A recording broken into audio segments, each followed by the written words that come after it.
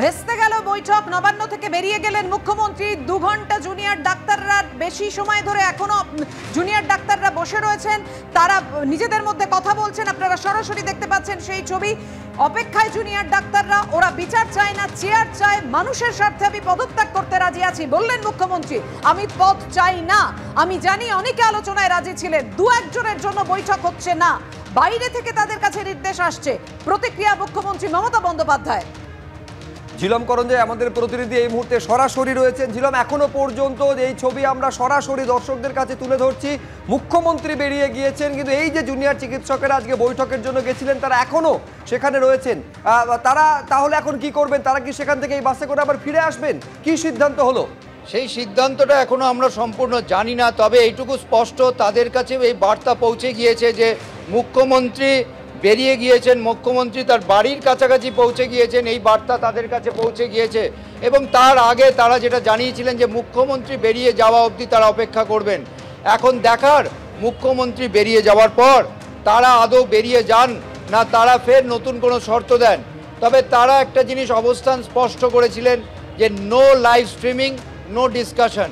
এবং দেখা গেল দিনের শেষে নো লাইভ স্ট্রিমিং এবং নো ডিসকাশন, লাইভ স্ট্রিমিং না হলে তারা ডিসকাশনে যাবেন না। লাইভ স্ট্রিমিংয়ে পারমিশন কর্তৃপক্ষ দিল না, প্রশাসন দিল না। তার ব্যাখ্যা মুখ্যমন্ত্রী অবশ্যই অনেক কিছু জানিয়েছেন, সেগুলো তারা মন দিয়ে আমরা দেখেছি। তারা যেখানে বসেছিলেন মোবাইলে তারা মুখ্যমন্ত্রীর যে সাংবাদিক বৈঠক সেটা শুনেছেন, জেনেছেন, এবং তারপরে তাদের কাছেও এই তথ্য পৌঁছেছে যে মুখ্যমন্ত্রী নবান্ন থেকে বেরিয়ে গিয়েছেন। তারা এটাও জেনেছেন যে মুখ্যমন্ত্রী বাড়ি এখন আর নেই, এখানে বাড়ির কাছাকাছি পৌঁছে গিয়েছেন।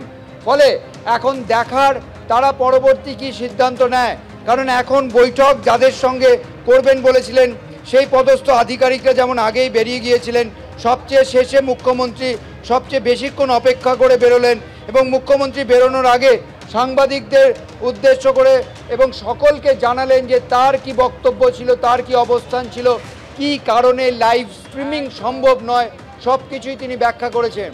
তবে এখানে যে আন্দোলনরত জুনিয়র ডাক্তার 30 জন রয়েছেন তারা এই মুহূর্তে বসে আছেন, কয়েকজন বাসে উঠেছেন। তুমি আমাদের সঙ্গে থাকো, সরাসরি আমরা সেই ছবি দেখতে পাচ্ছি। ডাক্তারদের জন্য যে বাসে করে তারা এসেছিলেন নবান্ন সভাঘরে বৈঠকের জন্য, সেই বাসও দাঁড়িয়ে রয়েছে। চিকিৎসকরাও এই মুহূর্তে অপেক্ষা করছেন, নিজেদের সঙ্গে কি কথা বলছেন নিজেদের মধ্যে জানবো। আমাদের সঙ্গে রয়েছেন আমাদের প্রতিনিধি সুকান্ত মুখোপাধ্যায়। সুকান্ত, জানাও আমাদের। দেখো, 5টা 23 এবং ঘড়িতে বেজে গেছে 7টা 33, অর্থাৎ 2 ঘন্টা 10 মিনিট যে লক্ষ্য নিয়ে জুনিয়র ডাক্তাররা নবান্নে এসেছিলেন কার্যত এখনো পর্যন্ত সেই লক্ষ্য কিন্তু পূরণ হলো না। প্রথমে যে শর্ত তাদের ছিল যে 30 থেকে 30 জনের মতন প্রতিনিধি তারা নিয়ে যাবেন, সেই শর্ত মানতে প্রশাসন রাজি হয়েছিল। কিন্তু সবথেকে বড় যে বাধা হয়ে দাঁড়িয়েছিল লাইভ স্ট্রিমিং, সেটা নিয়ে কিন্তু প্রশাসনের তরফে সাফ জানিয়ে দেওয়া হয়েছে। মুখ্যমন্ত্রীও তিনি তার মতন করে ব্যাখ্যা করে জানিয়ে দিলেন যে সেই লাইভ স্ট্রিমিং করা কিন্তু কোনোভাবে সম্ভব নয়। শুধুমাত্র তাই নয়, এই মুহূর্তে এই বৈঠক আর হওয়ার কার্যত সম্ভাবনা নেই বললেই চলে। তার একটা বড় কারণ যে মুখ্যমন্ত্রী তিনি অপেক্ষা করেছিলেন প্রায় 2 ঘন্টার মতন, তারপরে তিনি বেরিয়ে যান। নবান্ন ছেড়ে তার কনভয় বেরিয়ে গিয়েছে। সেই খবর বা সেই ইনফরমেশন কিন্তু ইতিমধ্যে জুনিয়র ডাক্তারদের কাছে পৌঁছেও গিয়েছে। এখন দেখার যে চিফ সেক্রেটারি তিনি রয়েছেন তার সাথে আদপেই মিটিং হয় কিনা। যদিও জুনিয়র চিকিৎসকরা কিন্তু বারবার মুখ্যমন্ত্রীর সাথেই মিটিং করতে চান, সেই লক্ষ্য নিয়ে তারা কিন্তু আজকে 3 দিনের স্নায়ুযুদ্ধে তারা এখানে এসেছিলেন। ফলত আজকে মুখ্যমন্ত্রী শেষমেশ বেরিয়ে যাওয়া, এটা কিন্তু অনেকটাই নিশ্চিত হয়ে গিয়েছে বা পরিষ্কার হয়ে গিয়েছে যে সম্ভবত এই মিটিং হয়তো হবে না।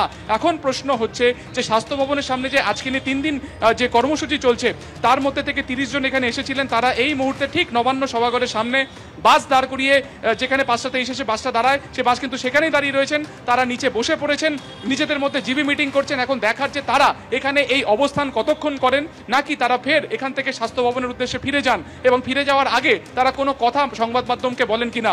তবে একটা বিষয় কিন্তু অনেকটাই পরিষ্কার হয়ে গিয়েছে যে আজকে এই লাইভ স্ট্রিমিংকে কেন্দ্র করে যে টানাপোড়েন তৈরি হয়েছিল প্রশাসন এবং ডাক্তারদের মাঝখানে, সেই টানাপোড়েন কার্যত কিন্তু শেষ পর্যন্ত থেকেই গেল।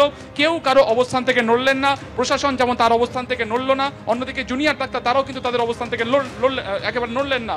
ফলত নো লাইফ নো ডিসকাশন, যে পদ্ধতিকে বা যে মোটোকে নিয়ে তারা এখানে এসেছিলেন সেটাকেই তারা কিন্তু মান্যতা দিলেন এবং তারা এই মুহূর্তে কোনো মিটিংয়ে অংশগ্রহণ করলেন না। আমরা দেখলাম বারে বারে কখনো এডিজি সাউথ বেঙ্গল সুপ্রতিম সরকার, কখনো সিপি বিনীত গোয়েল, সর্বোপরি ডিজি এবং মুখ্য সচিব মনোজ পান তিনি পর্যন্ত এলেন, দুবার তাদের সাথে মিটিং করলেন।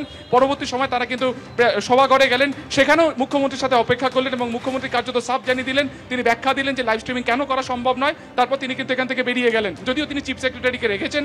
তবে এই মুহূর্তে তোমাকে আরো একবার যেটা বললাম যে এই যে একটা যে আলোচনা 3 দিনের মাথায় আজকে যেটা আলোচনা এবং এই আলোচনার দিকে সকলে তাকিয়েছিলেন, একটা আশা তৈরি হয়েছিল এবং সেই আশা জুনিয়র চিকিৎসকেরা যখন নবান্ন সভাঘরে গেছিলেন একেবারে এই বার্তাটা তারা স্পষ্ট করে দিয়েছেন যে আলোচনার মাধ্যমে সমাধান সূত্র খুঁজতে তারা কতটা আগ্রহী, কিন্তু দুপক্ষই নিজেদের অবস্থানে অনড় থাকায় ভেস্তে গেল এই বৈঠক।